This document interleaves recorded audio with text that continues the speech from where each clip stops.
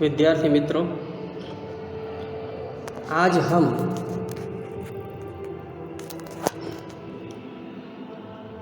ये एक फूल की चाह जो काव्य हमने देखा है, अब इस काव्य के आधार पर जो कुछ क्वेश्चन है, निबंधात्मक प्रश्नोत्तर है, उसकी ओर जरा हम ध्यान देते हैं, उसको समझने की जरा कोशिश करते हैं। वैसे तो ये पूरा काव्य एक कथा रूप में ही है, इसलिए उसको याद रखना आसान है मेरी दृष्टि से। फिर भी हम एक बार देख लेते हैं कि क्वेश्चन कैसे पूछे जाते हैं और उसको आपको कैसे तैयार करना है। तो आइए पहले हम निबंधात्मक प्रश्नोत्तर पर नज़र डालते हैं।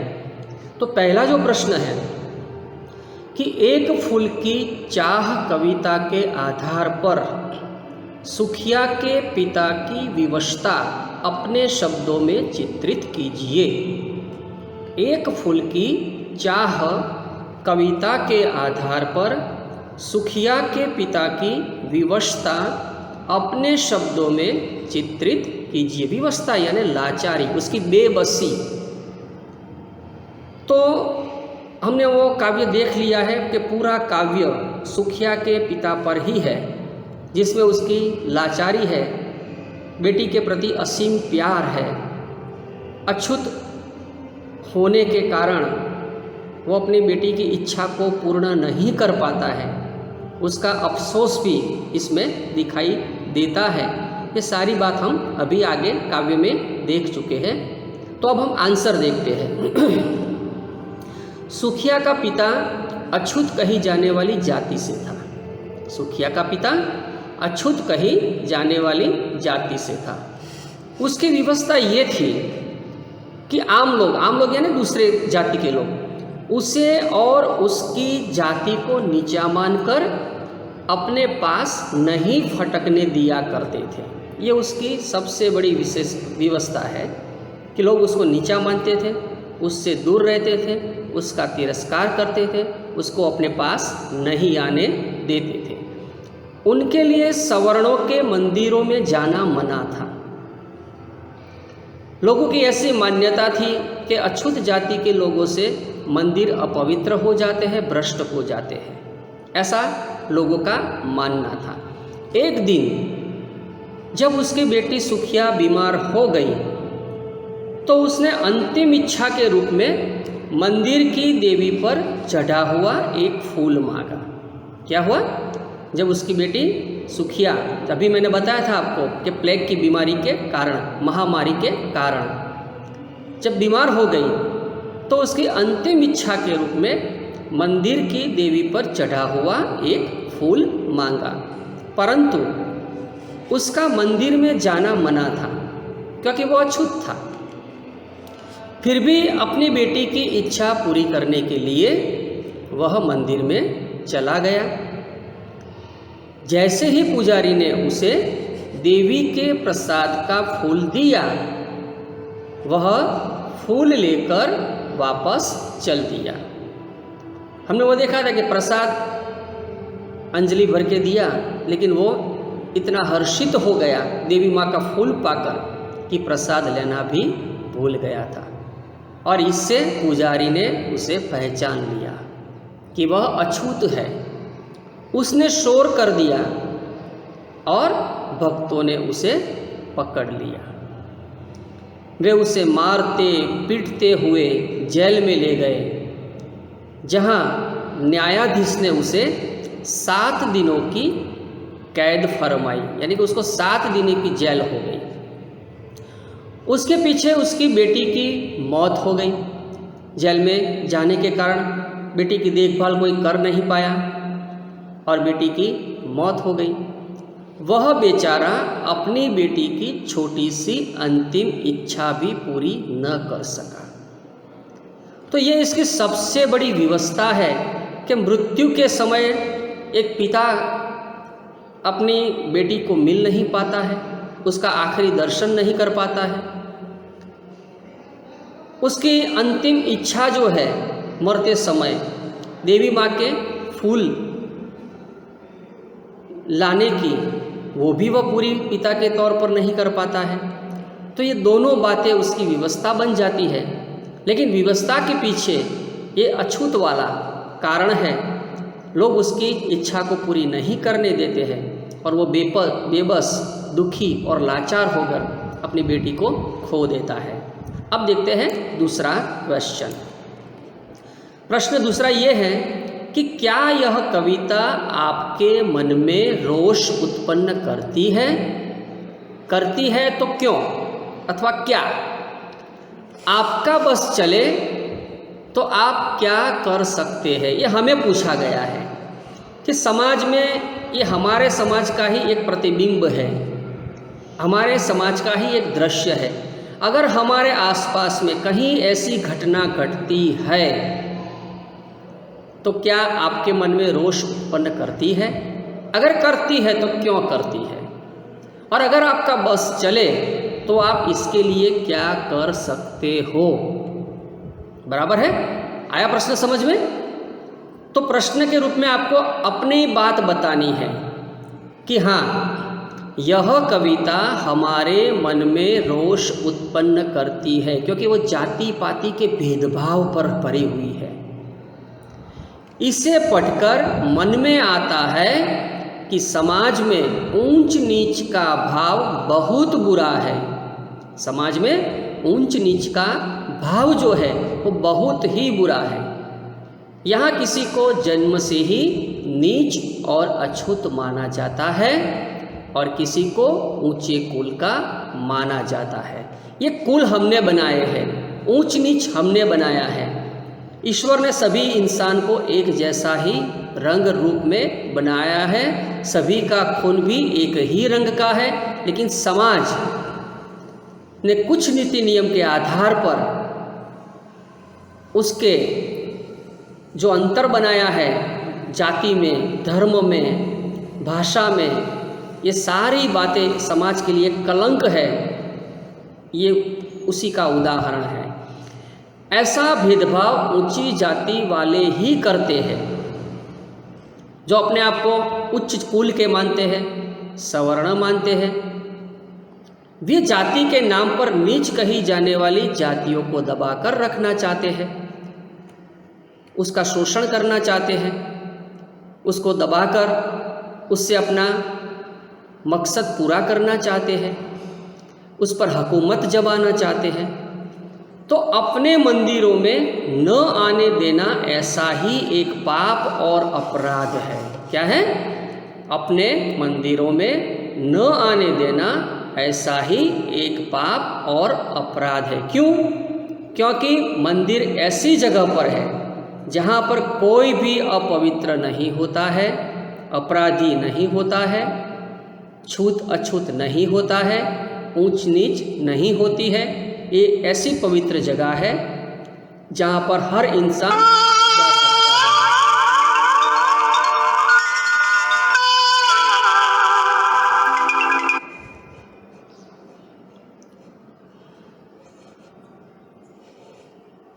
तो आगे जो हम करते हैं कि सुखिया के पिता के साथ सवर्णों ने ऐसा ही अत्याचार किया। उसे अछूत कहकर मंदिर से धक्के देकर बाहर कर दिया गया, उसके साथ मारपीट की गई, फिर न्यायालय में भी उसे ही दोषी माना गया। यह सरासर अत्याचार है, अपराध है, यह मानवता पर कलंक है। अगर मेरा बस चले तो मैं समाज से किसी भी प्रकार के ऊंच नीच की जो भेदभाव की जो भावना है उसको समाप्त कर दूं, क्योंकि सभी मनुष्य समान हैं और उन्हें सब जगह पर समान रूप से जाने का अवसर मिलना चाहिए। तो आशा करता हूँ कि ये क्वेश्चन भी आपकी समझ में आ गया होगा। इसको आपके अपने मन के विचार को लिखना है, लेकिन ध्यान ये रखना है कि काव्य के विषय के बाहर आपको नहीं जाना है, यानी कि विषयांतर नहीं करना है। बराबर है? तो अब तीसरा प्रश्न देखते हैं कि मंदिर के बारे में आपकी क्या धारणा है। मंदिर किसे कहते हैं, मंदिर बनाने का मतलब क्या है। धारणा मतलब ये है, इसमें किसे जाने का अधिकार होना चाहिए। तो मंदिर भगवान का घर होता है, ये सार्वजनिक संपत्ति होती है, ये समाज के धन से बनते हैं, सभी के मेल जोल से बनते हैं, सभी की एकता से बनते हैं, सभी की भक्ति भावना से बनते हैं। इसीलिए इन पर सबका अधिकार होना चाहिए। मंदिर में न कोई छोटा है न कोई बड़ा है, न कोई ऊंच है न कोई नीच है, न कोई पवित्र है और ना ही कोई अपवित्र है। हर व्यक्ति ईश्वर की संतान है। कहने का मतलब ये है, मंदिर में किसी को नीच कहकर प्रवेश न होने देना सरासर भगवान के नाम पर अन्याय है। ऐसा करने वालों को पाप ही नहीं अपराध की श्रेणी में रखना चाहिए। आजकल तो छूत अछूत मानने को दंडनीय अपराध माना गया है हमारे कानून में। अतः जो समाज या व्यक्ति किसी व्यक्ति को अछूत कहकर मंदिर में प्रवेश न करने दे, उस पर मुकदमा चलना चाहिए। वैसे तो आजकल के न्यायालय भी छुआछूत को दंडनीय अपराध मानते हैं, किंतु अगर किसी न्यायालय में इसके विरुद्ध निर्णय दिया जाए तो उसे ऊंचे न्यायालय में यानी कि सुप्रीम कोर्ट में चुनौती देनी चाहिए, प्रतिकार करना चाहिए, विरोध करना चाहिए। अगर तब भी न्याय न मिले तो जन आंदोलन करना चाहिए। यह तब तक रहना चाहिए, होना चाहिए जब तक समानता स्थापित न हो जाए। तो मंदिर के पीछे की जो भावना है, मंदिर बनाने के पीछे जो आशय है, वो ऐसा है कि हर व्यक्ति समान रूप से एक दूसरे के साथ चलकर भक्ति भावपूर्वक उस जगह जा सकते हैं, अपने मन की भावना को व्यक्त कर सकते हैं, दर्शन कर सकते हैं। अब जाते हैं चौथे क्वेश्चन में कि सुखिया के पिता को क्यों अपमानित और दंडित किया गया। सुखिया के पिता को क्यों अपमानित और दंडित किया गया, क्या ये उचित है? तो कहने का मतलब यह है कि सुखिया के पिता को मंदिर में अपमानित किया गया, उसको अछूत कहकर मंदिर में पकड़ लिया गया, पीटा गया, मारा गया, कानून के हवाले किया गया, उसको सजा दी गई और इसी तरह से उसका घोर अपमान किया गया। सवर्ण जाति के लोगों ने उस पर आरोप लगाया कि वह अछूत है और गंदा है, जिसने देवी माँ की महिमा को अपवित्र और नष्ट और भ्रष्ट कर दिया है। उसने मंदिर में प्रवेश करके वर्षों से बनाई हुई मंदिर की पवित्रता नष्ट कर दी है। यह कहकर उन्होंने उसे धक्के दे देकर मंदिर से बाहर कर दिया। इतना ही नहीं, उसे न्यायालय के सुपुर्द कर दिया गया और उस पर मुकदमा चलाया गया। न्यायालय ने भी उसे न्याय देने के बजाय 7 दिनों के लिए कैद की सजा दे दी, कारावास की सजा दे दी। इसी कारण वह अपनी बेटी को दवा दारू न कर सका और उसे खोना पड़ा। वह चल बसी, उसकी मृत्यु हो गई। ये दोनों ही व्यवहार अत्याचार है, अपराध है, अशोभनीय है। इसकी निंदा होनी चाहिए। यदि समाज के लोग सचमुच जीवित है, जीने का मतलब क्या है वो समझ लो। जीवित मतलब क्या है? दिलों और दिमाग से जो देख सकते हैं, अच्छे बुरे का व्यवहार जान सकते हैं, वो जीवित है। जो एक ही दृष्टि से देखते हैं वो जीवित होकर भी जीवित नहीं है। तो ऐसे लोगों और न्यायाधीशों के विरुद्ध सख्त से सख्त कार्यवाही होनी चाहिए। बराबर। तो इसीलिए हम कह सकते हैं कि सुखिया के पिता के साथ जो भी व्यवहार किया गया वो अमानवीय था, दंडनीय था, अशोभनीय था। अब हम छोटे क्वेश्चन की ओर जाते हैं कि छुआछूत की समस्या पर अपने विचार प्रकट कीजिए। छुआछूत की समस्या पर अपने विचार प्रकट कीजिए। तो छुआछूत की मानवता पर घोर कलंक है। छुआछूत पूरी मानवता पर घोर कलंक है, एक अपराध है। जन्म के आधार पर किसी प्राणी को नीच नहीं मानना। फिर से एक बार देखो, जन्म के आधार पर किसी भी प्राणी को नीच नहीं मानना, उसे मंदिर में जाने से रोकना, उसको मारपीट करना, उसके साथ अमानवीय व्यवहार करना बिल्कुल बुरा है, गलत है। इस व्यवहार की निंदा होनी चाहिए, विरोध होना चाहिए। सुखिया के पिता को जिस प्रकार भक्तों द्वारा पीटा गया, सुखिया के पिता को जिस प्रकार भक्तों द्वारा पीटा गया, वह हमारे समाज के लिए अपमान का विषय है। वह हमारे समाज के लिए अपमान का विषय है। दूसरा क्वेश्चन है कि महामारी से ग्रस्त होने पर सुखिया की दशा कैसी हो गई थी। फिर से एक बार, महामारी से ग्रस्त होने पर सुखिया की दशा कैसी हो गई थी, सुखिया की हालत कैसी हो गई थी और उसकी अंतिम इच्छा क्या थी। तो महामारी से पीड़ित होने पर सुखिया को तेज बुखार चढ़ गया। पहले उसका गला रुंधा, फिर क्रमशः शरीर के अंग ढीले पड़ गए और बीमारी के कारण चंचल सुखिया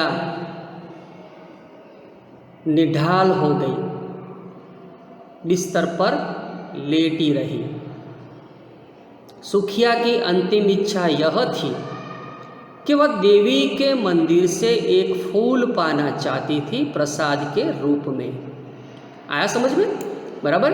तो अब हम देखते हैं कि आगे प्रश्न है कि सुखिया के पिता की विवशता, आगे आ गया है, इसको छोटे आंसर में लिखना है कि सुखिया के पिता की विवशता अपने शब्दों में चित्रित कीजिए।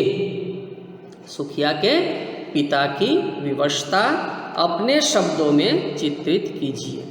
तो सुखिया के पिता बड़े दीन यानी कि गरीब और विवश यानी कि लाचार थे। उसकी बिटिया मौत के मुंह में जा रही थी।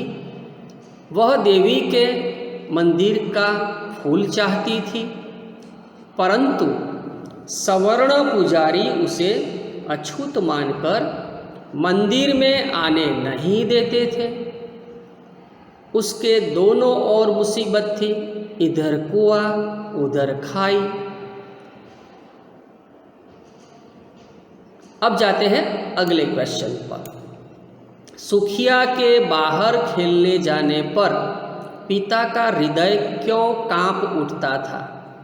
सुखिया के बाहर खेलने जाने पर पिता का हृदय क्यों कांप उठता था? तो सुखिया जब बाहर खेलने गई तो पिता का हृदय कांप उठा। उसे डर लगा कि बाहर महामारी फैली हुई है, प्लेग की बीमारी फैली हुई है और यह महामारी कहीं उसकी बेटी सुखिया को मौत की नींद सुला सकती है।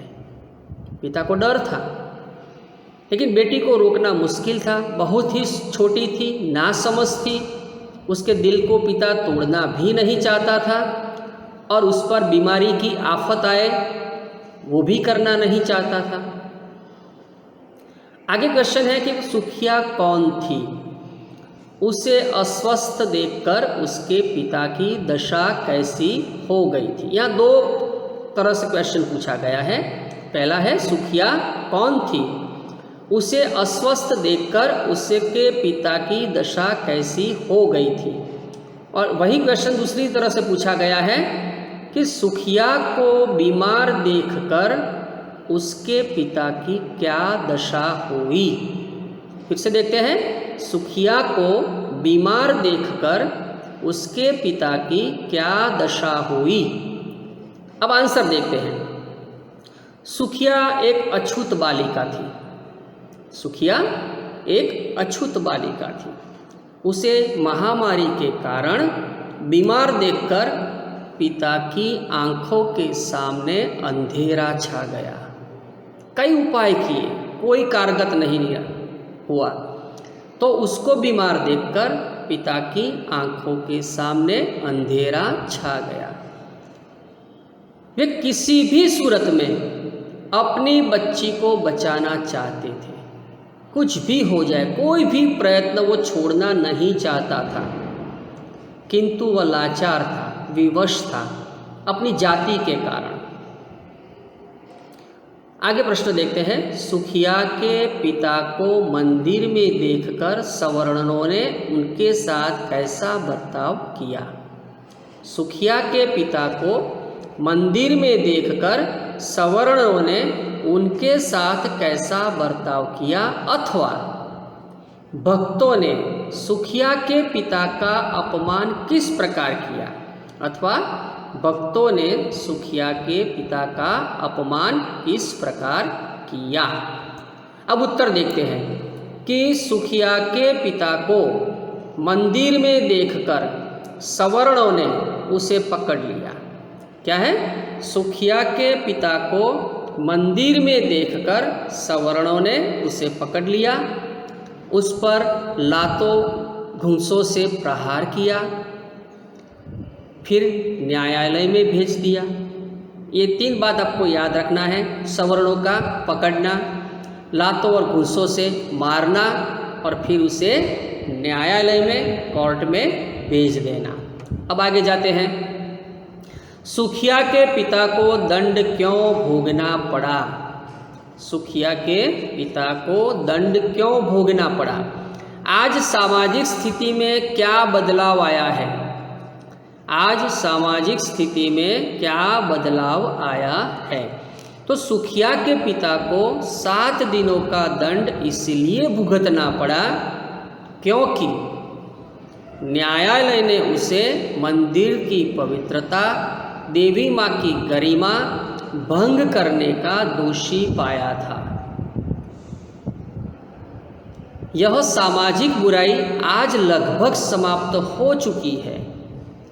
अब प्रायः ज़्यादातर सभी मंदिर हर जाति, हर धर्म, हर वर्ग के लिए एक समान खुले हैं। यानी कि ईश्वर का दर्शन करने का सबको समान अधिकार है। आगे क्वेश्चन देखते हैं। माँ के सम्मुख ही माँ का तुम गौरव करते हो छोटा? माँ के सम्मुख ही माँ का तुम गौरव करते हो छोटा में पिता ने क्या व्यंग्य किया है?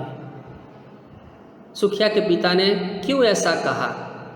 कौन सा कटाक्ष है, कौन सा मर्म इसमें छुपा हुआ है, हमें ये बताना है। तो पिता ने पुजारियों और भक्तों को ललकारते हुए कहा, पिता ने पुजारियों और भक्तों को ललकारते हुए कहा, भला मैं छोटा सा प्राणी, अछूत हूँ न, समाज का सबसे निम्न वर्ग का प्राणी हूँ, तो भला मैं छोटा सा प्राणी माँ की गरिमा को कैसे कलुषित कर सकता हूँ? जो स्वयं जगदम्बा है, जिसने सृष्टि का सर्जन किया है, सृष्टि के सभी इंसान उसकी संतानें हैं, वो कैसे कलंकित हो सकती है? वो उसकी समझ में नहीं आ रहा था। माँ तो स्वयं पाप हारिणी है, सबके पापों का नाश करने वाली है, हरण करने वाली है। वह मेरे तुच्छ से पाप से कैसे मेली हो सकती है? मेरा एक छोटे से अपराध से माँ कैसे कलंकित हो सकती है? इस प्रकार पिता ने सवर्णों के अज्ञान पर गहरा प्रहार किया है। ये अज्ञान था कि मंदिर में जाते हुए भी ज्ञान का प्रकाश उनके दिमाग में नहीं था कि हर इंसान ईश्वर की संतान है, सबको समान रूप से ईश्वर का दर्शन करने का अधिकार है। आई बात समझ में? अब जाते हैं आगे। किस बात में हूँ मैं आगे? सुखिया का पिता कहता है, किस बात में मैं हूँ आगे? माता की महिमा से भी। इस पंक्ति में पिता की कौन सी मनोदशा अभिव्यक्त हुई है? किस बात में हूँ मैं आगे? माता की महिमा से भी। पंक्ति में पिता की कौन सी मनोदशा अभिव्यक्त हुई है? वो समझ नहीं पाता है कि उसके साथ ऐसा व्यवहार क्यों किया जा रहा है। मेरे और मेरे सामने खड़े लोगों के अंदर क्या बदलाव है, क्या फर्क है, परिवर्तन है, वो समझ नहीं पा रहा था। उत्तर देखते हैं। इसमें पिता की विनय और विरोध दोनों प्रकट हुए हैं। वो माता जो है देवी माता, उसका विनय के साथ, विवेक के साथ विरोध करता है लोगों के सामने। यह नहीं मानता कि उसने मंदिर में जाकर माँ की पवित्रता को भंग किया है। उसे आश्चर्य होता है कि उसके जाने से स्वयं जगदम्बा कैसे अपवित्र हो गई, जो सबकी माता है। वो उसकी समझ में नहीं आ रहा है। वह स्वयं को माँ की महिमा के सामने बहुत तुच्छ मानता है। वो माँ से बड़ा नहीं मानता है अपने आप को, वो बहुत ही तुच्छ मानता है। बहुत ही विवेक के साथ, नम्रता के साथ वो माता के चरणों में कृपा पाने के लिए, उसके आशीर्वाद के रूप में फूल पाने के लिए जाता है। तो यहाँ पे उसकी जो मनोदशा है वो क्या है? विनय के साथ विरोध करने की उसकी मनोदशा है। तो मित्रों, आपको ये सारे क्वेश्चन समझ में आ गए होंगे। आपको ये चैप्टर में और कोई क्वेश्चन लिखना नहीं है। जितना मैं वीडियो में भेज रहा हूँ उतने ही क्वेश्चन आंसर आपको FB में लिखने हैं, फेयरबुक में तैयार सभी करने हैं, वो याद रखना। और उसके बाद संदेश लेखन में भेज रहा हूँ, तो संदेश लेखन के अंदर आप सभी को एनरिचमेंट परियोजना कार्य में संदेश लेखन का ड्राफ्टिंग करना है कार्ड पेपर पर, वो भी याद रखना है। तो उसकी तैयारी भी आपको करते रहना है, जो 5 मार्क्स का है। और ये सारे क्वेश्चन भी आपको लिखना है, और कोई क्वेश्चन लिखने की ज़रूरत नोटबुक में नहीं है। फिर से एक बार याद करा दूँ, आपको तैयार सभी क्वेश्चन करने हैं, सिर्फ लिखना यही है वीडियो वाले, बराबर। Okay, good bye.